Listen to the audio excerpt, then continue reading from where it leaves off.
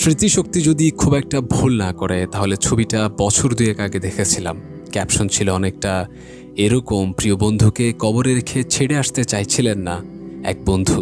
ছবিটা আপাত দৃষ্টিতে এরকম একটা ইঙ্গিত দেয় যে বন্ধুর জন্য তার আসলে অনেক মায়া কিংবা টান ছিল। দুনিয়ার মধ্যে একটা অন্যতম দারুণ সম্পর্কের নাম সম্ভবত বন্ধুত্ব। বন্ধুরা আমাদের জীবনের অন্যতম ইনফ্লুয়েন্সার। মক্তব, প্রাথমিক, মাধ্যমিক, উচ্চ মাধ্যমিক, কারো কারো ক্ষেত্রে বিশ্ববিদ্যালয় অবধিও গড়ায় এই বন্ধুত্ব। বন্ধুরা জীবনে এগিয়ে যাওয়ার ক্ষেত্রে যেমন সহায়ক হতে পারে, তেমনি আবার এই বন্ধুরাই হতে পারে কাল।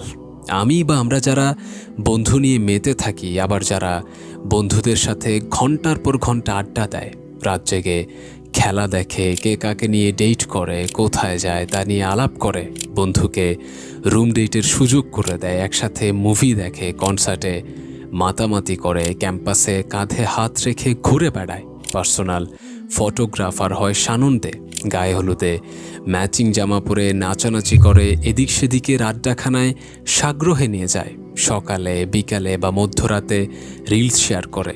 সেই তারাও কি আমাদের কবরের পাশে এই মানুষটার মতো থেকে যেতে চাইবে?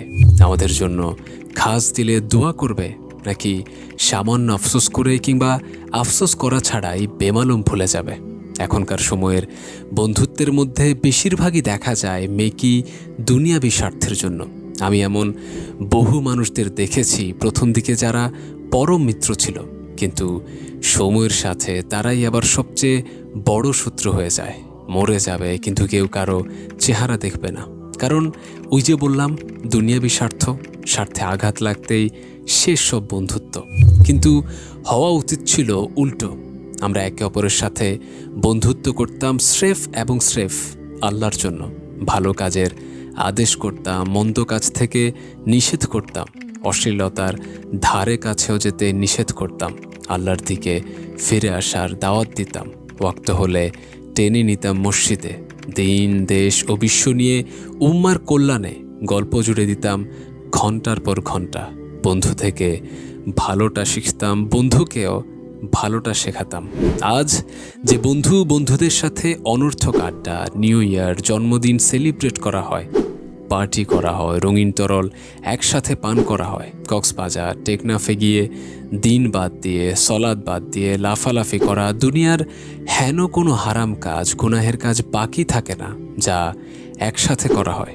কে জানে সে বন্ধুরা একে অপরের কল্যাণের জন্য কেউ কারো জন্য হয়তো থাকবে না, কাঁদবে না, মনেও রাখবে না। আল্লাহ আমাদেরকে সময় থাকতে তাওবা করার, ফিরে আসার তৌফিক দিন, যেদিন বন্ধুর কোনো উপকারে আসবে না আর তাদেরকে সাহায্য করা হবে না। বন্ধুরা সেদিন হয়ে যাবে একজন আরেকজনের দুশমন, তবে মুত্তাকিরা ছাড়া।